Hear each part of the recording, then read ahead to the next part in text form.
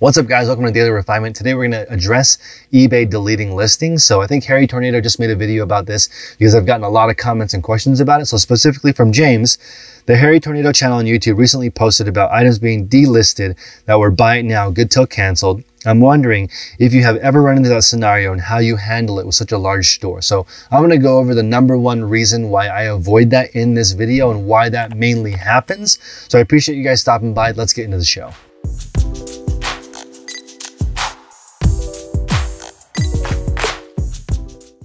So my store has been as high as 28,000 items, and I don't have this problem with eBay deleting my listings.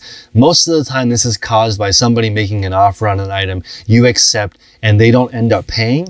That item ends up being canceled by eBay and not relisted. So as part of my 8-step process in the morning every day, I go back and check and see which items people didn't pay for and manually relist those. So I'm going to go over in this video, I need to update my inventory system so you guys understand it a little bit more. And I'll go over my 1% system, and that's how I avoid this happening in the future. And you especially need to do this the larger your store. You need to really be careful, because if items are unlisted, that's sort of money just sitting there. So there's a way to avoid that. We'll go over that in the next section. So I need to clarify something about my inventory system. So I said in the video, the previous one, that it's chronological. And what I mean by that is the smaller the number, the older the item is. So I can go back in case I listed an item and the SKU is missing or something is wrong.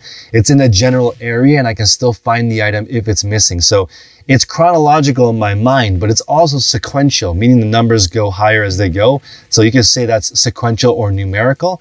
But what I do to avoid items that are canceled is every single day I go through 1% of my inventory and manually check on eBay that all these items are still listed. So rarely do I find an item that eBay has deleted. Most of the time, if I search that SKU number in my email, it's because somebody offered the item and they didn't pay. So that item automatically canceled out. So if you go through 1% of your inventory every single day, over the course of 100 days, you'll have gone through all of your inventory at the same time. So if you do that 1% maintenance every day, and your store will always be on point, all the items will be listed, and it is up to you. It's your responsibility to make sure all of your items are listed.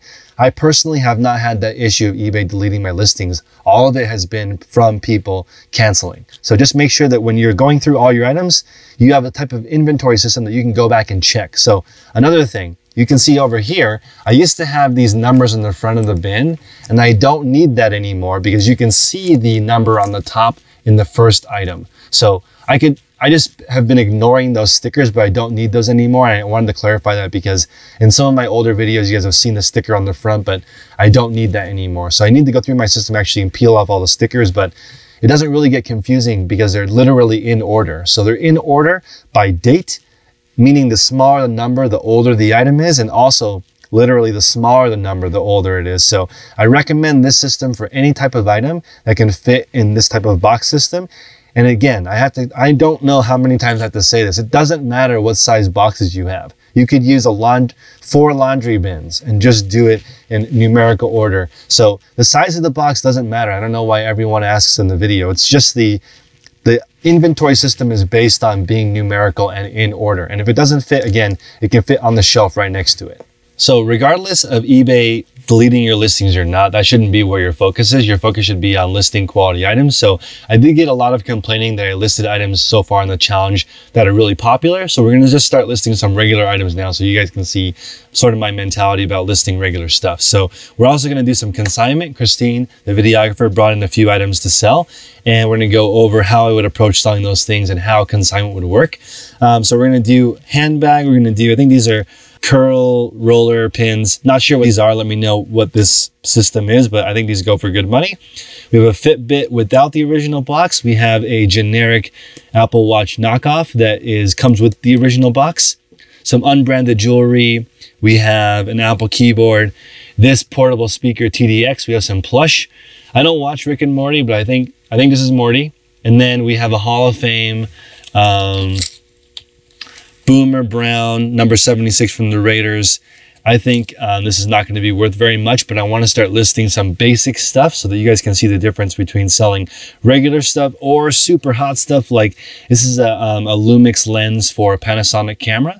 And This should sell much faster than the other items because I think it's more in demand. Camera lenses sell for good money. So we're going to go over some tips on how to package those. And then thank you guys for the tips for who to order bubble wrap from. So I will order some bubble wrap so we can ship these more securely.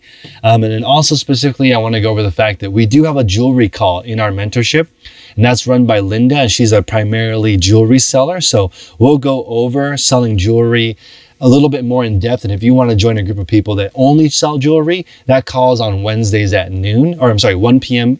Pacific Standard Time. They talk about jewelry. And I also want to mention that on the Real, the website, the luxury website, their top category is unbranded jewelry. So it's a really, really hot category, but there's a lot of nuance in how to sell it. So we'll go over that, how to present it in future videos. I'm going to sell a little bit of everything in this 100 listing challenge. So you can join by clicking the link in the description below of the 100 listing challenge. And I'll see you guys on the next show. Thank you.